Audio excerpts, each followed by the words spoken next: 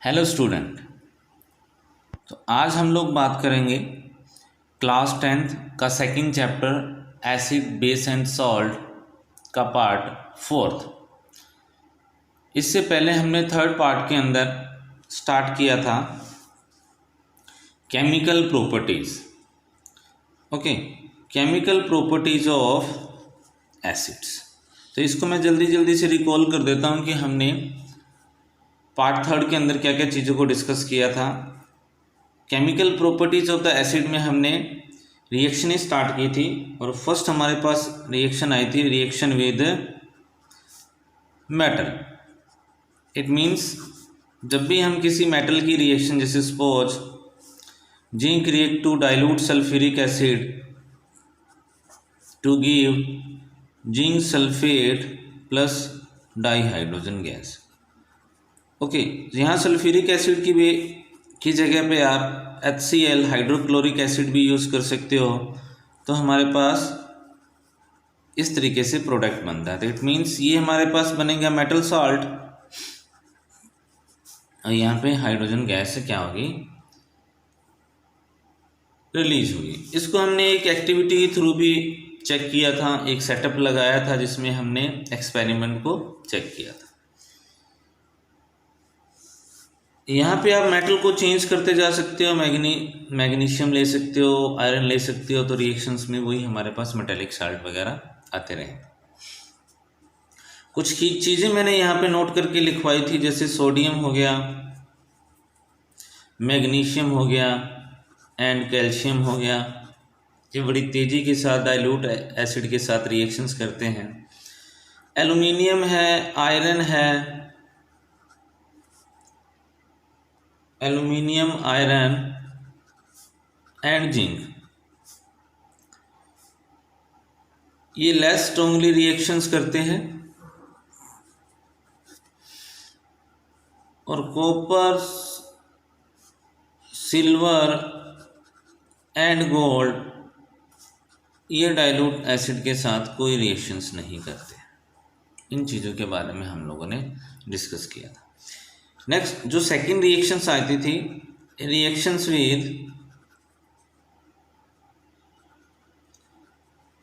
Metal carbonate and bicarbonate, या फिर हम इसको हाइड्रोजन कार्बोनेट भी बोल देते हैं।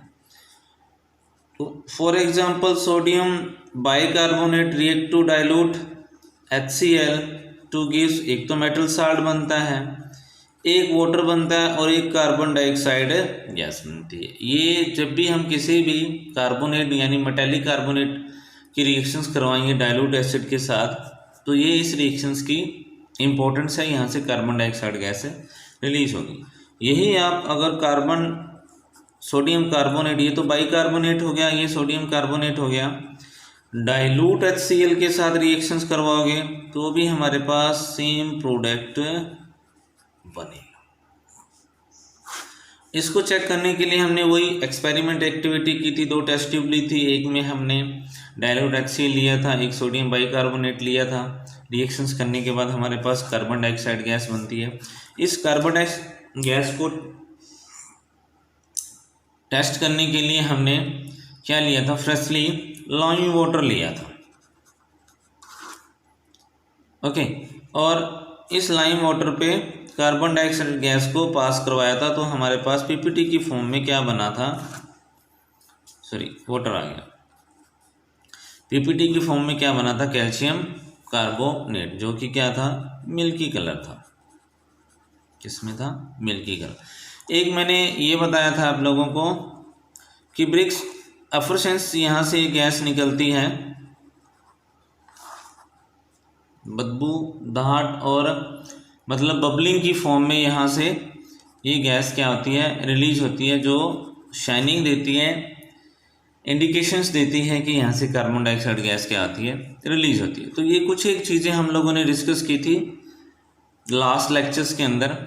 चलिए इस रिएक्शंस को मैं और ज़्यादा क्लियर कर देता हूँ। कौन सी सेकेंड रिएक्शंस, कार्बोनेट और बाइकार्बोनेट, अगर हम सोडियम की जगह पे कैल्शियम भी ले लें तो भी हमारी रिएक्शन ठीक इसी तरीके से चलेगी।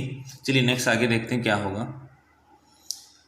जैसा कि मैंने आप लोगों को बताया कि अगर आप सोडियम कार्बोनेट की जगह पे कैल्शियम कार्बोनेट की रिएक्शंस भी डाइल्यूट HCl के साथ करवाओगे तो जहाँ सोडियम क्लोराइड मिला है वहाँ calcium chloride plus water plus carbon dioxide gas हमें मिल जाएगी।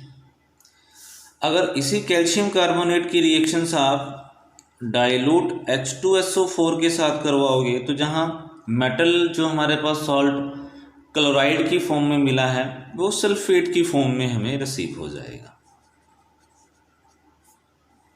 Okay, it means by chance अगर क्वेश्चंस के अंदर सोडियम ना आए तो कैल्शियम आ जाए तो आप इस तरीके से उसको परफॉर्म या फिर राइट कर सकते हो। नेक्स्ट जो थर्ड हमारे पास रिएक्शंस आ रही है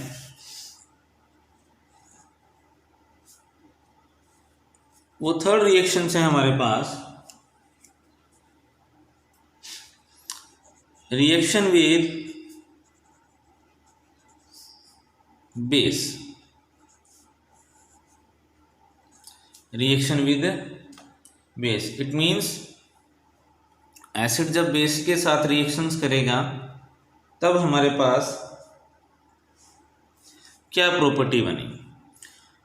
तो देखिए when acid react to base gives salt and water,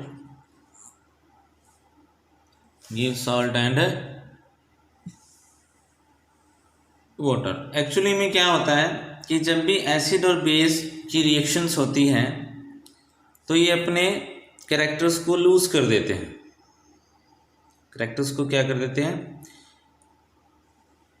loose कर देते हैं। एग्जाम्पल के तौर पे hydrochloric acid react to sodium hydroxide gives sodium chloride and water. Hydrochloric क्या हो गया हमारे पास? एसिड की फॉर्म में, और ये हो गया हमारे पास बेस की फॉर्म। ओके, एक्चुअली में इस टाइप की रिएक्शंस में एसिड और जो बेस होते हैं वो अपनी नेचर को डिस्ट्रॉयड कर देते हैं, और इस टाइप की रिएक्शंस को हम लोग बोलते हैं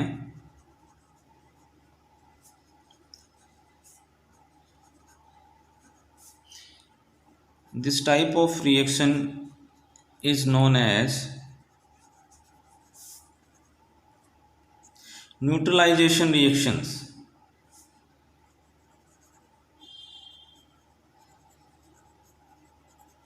क्या कहते हैं हम इसे?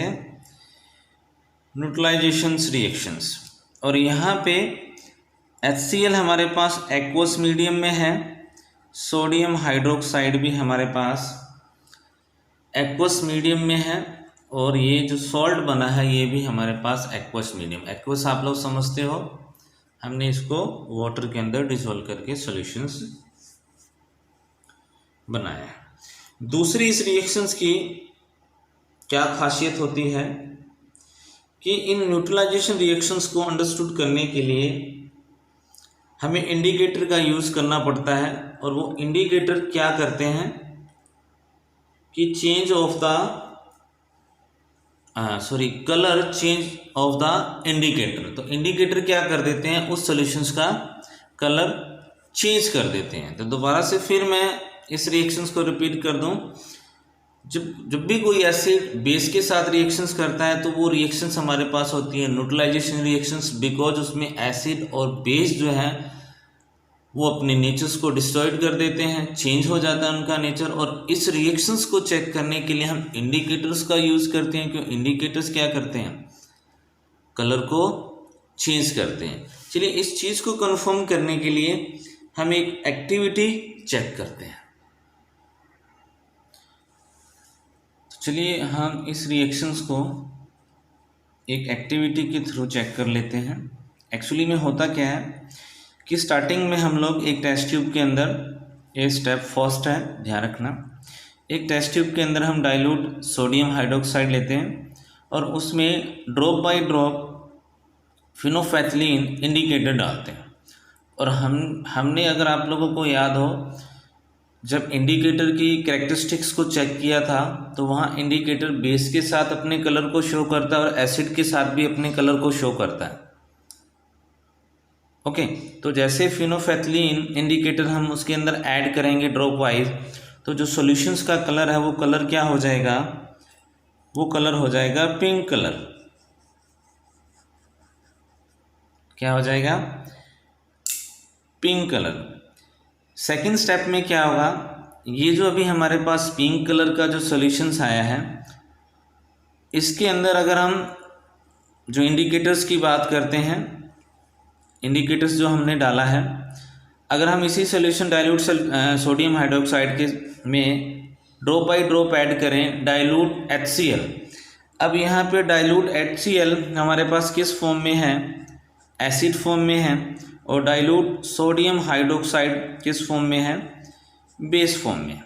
तो जैसे ड्रॉप बाई ड्रॉप हम डाइल्यूट HCl को ऐड करेंगे सोडियम हाइड्रोक्साइड के अंदर, तो ये जो सॉल्यूशंस का जो कलर है वो कलर क्या हो जाएगा, कलरलेस हो जाएगा। सॉल्यूशंस का कलर क्या हो जाएगा, कलरलेस हो जाए। इट मीन्स HCl और सोडियम हाइड्रोक्साइड जो बेस और एसिड थे उन्होंने अपनी नेचर्स को डिस्ट्रॉयड कर दिया है, अपनी नेचर्स को खो दिया। अब ये रिएक्शंस क्या हो गई हैं, न्यूट्रलाइजेशन रिएक्शन हो गई। इट मीन्स एसिड और बेस क्या हो गए हैं, न्यूट्रलाइज हो गए। अगर इस न्यूट्रलाइज सॉल्यूशंस के अंदर स्टेप 3 है ये हमारे पास,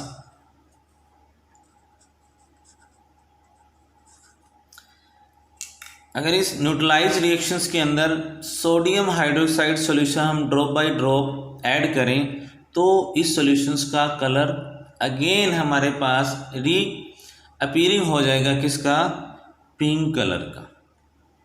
री अपीयरिंग किसका हो जाएगा, पिंक कलर का। इट मीन्स अब ये जो सॉल्यूशन है हमारे पास बेसिक सॉल्यूशंस बन गया है। अब ये हमारे पास क्या बन गया है, बेसिक सॉल्यूशन बन गया है। और अगर सपोज करें हम इसमें सोडियम हाइड्रोक्साइड की ड्रॉप्स ना ऐड करके अगर हम HCl की ड्रॉप्स ऐड करते हैं तो हमारे पास यहाँ पे क्या रिजल्ट आएगा, ये आप लोगों ने कमेंट सेक्शंस के अंदर आप लोगों ने मुझे बताना है। कि यहाँ अगर मैं स्टेप 4 की बात करूँ तो स्टेप 4 में अगर यहाँ जैसे सोडियम हाइड्रोक्साइड पिंक कलर आया है, अगर यहाँ पे मैं HCl ऐड कर दूँ, क्या रिएक्शन न्यूट्रलाइज हो जाएगी या फिर एसिडिक हो जाएगी, या इस थर्ड स्टेप्स के अंदर सोडियम हाइड्रोक्साइड की जगह पे अगर मैं डाइल्यूट HCl यूज़ करता हूँ तो इस सॉल्यूशंस का कलर क्या आएगा। 2 क्वेश्चंस हैं। अगर ये थर्ड स्टेप्स के अंदर ड्रॉप वाइज अगर मैं HCl ऐड कर दूं तो क्या रिजल्ट बनेगा, और सेकंड स्टेप्स के अंदर इस थर्ड स्टेप्स के अंदर सोडियम हाइड्रोक्साइड की जगह पे अगर HCl यूज़ कर लूँ तो क्या चीज़ होगी। तो यहाँ HCl यूज़ हो रहा है, सोडियम हाइड्रोक्साइड की जगह पे HCl यूज़ होगा तो कलर कौन सा होगा। और अगर पिंक कलर आया हुआ है sodium hydroxide drop by drop डालने के बाद, और फोर्थ स्टेप्स में अगर मैं HCl यूज़ कर लेता हूँ तो मेरे पास क्या रिजल्ट आएगा। आई थिंक सो आप लोगों को क्वेश्चन समझ आ गया होगा। एक बार दोबारा फिर मैं इस रिएक्शंस को रिपीट कर देता हूँ, बहुत इंपॉर्टेंट रिएक्शंस हैं। रिएक्शन विद बेस, जब भी कोई एसिड बेस के साथ रिएक्शंस करता है तो हमें सॉल्ट मिलता है और वाटर मिलता है, और एसिड और बेस इस रिएक्शंस में अपनी नेचर्स को डिस्ट्रॉयड कर देते हैं, नेचर खो देते हैं, और इस टाइप की रिएक्शंस को हम न्यूट्रलाइजेशन रिएक्शंस बोलते हैं। और इस न्यूट्रलाइजेशन रिएक्शंस में जो न्यूट्रल फॉर्म्स के अंदर एसिड और बेस होते हैं वो किस तरीके से परफॉर्म करते हैं, एक एक्टिविटी के थ्रू हम लोग चेक कर रहे हैं। तो यहाँ मैंने एक टेस्ट ट्यूब ली है, उस टेस्ट ट्यूब के अंदर डाइल्यूट सोडियम हाइड्रोक्साइड का सॉल्यूशंस लिया है, उसमें ड्रॉप बाय ड्रॉप फिनोल्फेथलीन डाला है, और फिनोल्फेथलीन डालने के बाद कलर हमारे पास पिंक कलर आ गया। सेकंड स्टेप में हमने क्या किया, ये जो पिंक कलर हमारे पास सोडियम हाइड्रोक्साइड का आया हुआ है उसमें मैंने डाइल्यूट HCl की ड्रॉप बाय ड्रॉप डाली, तो डाइल्यूट HCl ने इस पिंक कलर को क्या कर दिया, न्यूट्रलाइज कर दिया। इट मीन्स ओवरऑल रिएक्शंस क्या हो गया है, न्यूट्रलाइज हो गया। अब यहाँ पे ना तो एसिड है और ना बेस है, ये सॉल्ट की फॉर्म में आ गया। अगेन फिर मैंने इस सॉल्टी सॉल्यूशंस के अंदर या फिर न्यूट्रलाइजेशन सॉल्यूशंस के अंदर सोडियम हाइड्रोक्साइड डाला तो दोबारा अगेन पिंक कलर आ गया। तो मैंने यहाँ पे क्वेश्चंस यही अरेंज किया था, फर्स्ट क्वेश्चन मेरा कि अगर सोडियम हाइड्रोक्साइड की जगह HCl डाल दूं तो सॉल्यूशंस का कलर क्या होगा। और सेकंड क्वेश्चन मेरा ये था कि अगर फोर्थ स्टेप में ये जो सोडियम हाइड्रोक्साइड का पिंक कलर जो सॉल्यूशन हमारे पास बना है, अगर इसमें HCl डाल दिया जाए तो सॉल्यूशंस का कलर क्या होगा। ओके, तो मैं इसको डायग्राम के थ्रू भी यहाँ पे मेजर कर देता हूँ ताकि हमें इंडिकेट रहे कि हमने क्वेश्चंस क्या है हमारे पास और उसका आंसर क्या देना है। तो HCl drop by drop.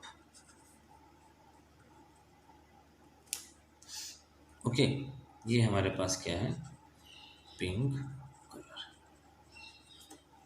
Okay, clear हो गया। चलिए इस रिएक्शंस के कुछ और एग्जांपल करते हैं और अपने कंसेप्ट को कंप्लीटली अंडरस्टूड करते हैं। चलिए एसिड या फिर एसिड बेस की कुछ और रिएक्शंस का एग्जांपल लेते हैं, या फिर हम इसको एक नई टर्म्स के साथ भी अनाउंस कर सकते हैं, neutralization reaction, example of neutralization reactions. तो इसमें ये देखते हैं, when nitric acid in aqueous react to sodium hydroxide in aqueous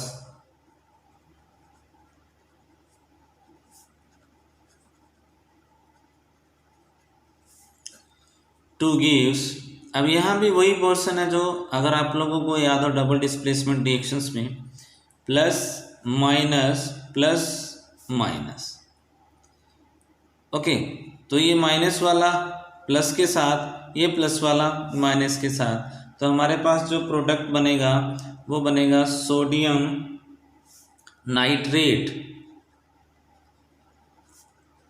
sodium nitrate plus water, ये भी एक्वस मीडियम के अंदर। तो रिएक्शंस को अंडरस्टूड करने के लिए ये फॉर्मूला सही है, इससे हम लोग मतलब इमेजिनेशंस कर सकते हैं कि कौन किसके साथ रिएक्ट कर सकता है। अगर हमें प्लस और माइनस आइंस का या इन्फॉर्मेशन हो या उसका कुछ आइडिया हो तो हम लमसम करके उसको ऐड करके अपना प्रोडक्ट बना सकते हैं। क्योंकि काफ़ी प्रॉब्लम आती है कि बहुत सारी रिएक्शन हैं चैप्टर्स के अंदर या और भी चैप्टर्स के अंदर, तो उनको लर्न कर पाना थोड़ा सा लगता है कि मुश्किल है, बट रिएक्शंस बहुत ज़्यादा बेटा आसान होती है अगर आप उसको अच्छी तरीके से समझो।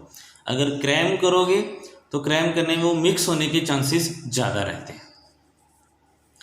Sulphuric acid react to sodium hydroxide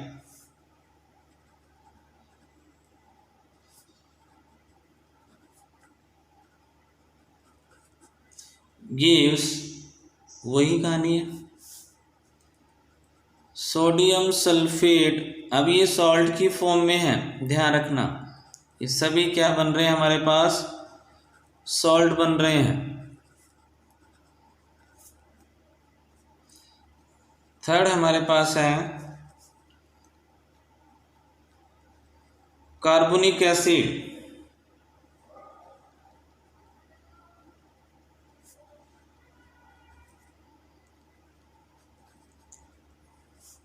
react potassium hydro oxide, potassium hydroxide aqueous medium में है, सभी एक्वस मीडियम के अंदर, प्लस कार्बोनेट पे माइनस का चार्ज होता है, पोटेशियम पे प्लस का चार्ज होता है, हाइड्रोक्साइड पे माइनस का चार्ज होता है, तो ये मिल गए पोटेशियम कार्बोनेट प्लस वाटर। तो ये किस में है, एक्वस मीडियम में है। Sulphuric acid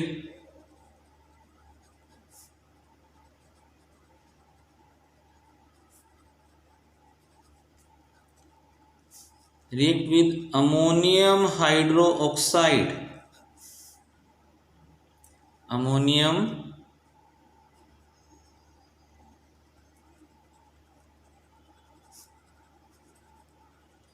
hydroxide plus minus, तो ये जुड़ जाएंगे, अमोनियम सल्फेट प्लस वाटर, ये बन जाएगा अमोनियम सल्फेट एक्वस मीडियम में प्लस वाटर। तो ये कुछ एग्जाम्पल हैं एसिड और बेस के या फिर न्यूट्रलाइजेशन रिएक्शंस के। अच्छी तरीके से इसको समझ लेना। और यहाँ जितने भी हमारे पास प्रोडक्ट बन रहे हैं, जितने भी हमारे पास प्रोडक्ट बन रहे हैं वो सब के सब किस फॉर्म में है, तो जितने भी हमारे पास यहाँ प्रोडक्ट बन रहे हैं वो किस फॉर्म में है, सॉल्ट के फॉर्म में। तो आज के वीडियो लेक्चर्स के अंदर हम लोगों ने डिस्कस किया है chemical properties of the acid की 3 रिएक्शंस को।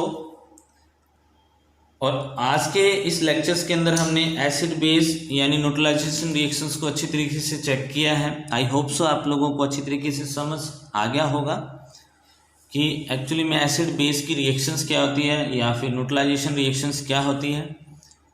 ओके, तो नेक्स्ट लेक्चर्स के अंदर इन्हीं प्रॉपर्टीज़ को आगे बढ़ाते हुए इसको कंप्लीट करेंगे। Okay, thank you guys.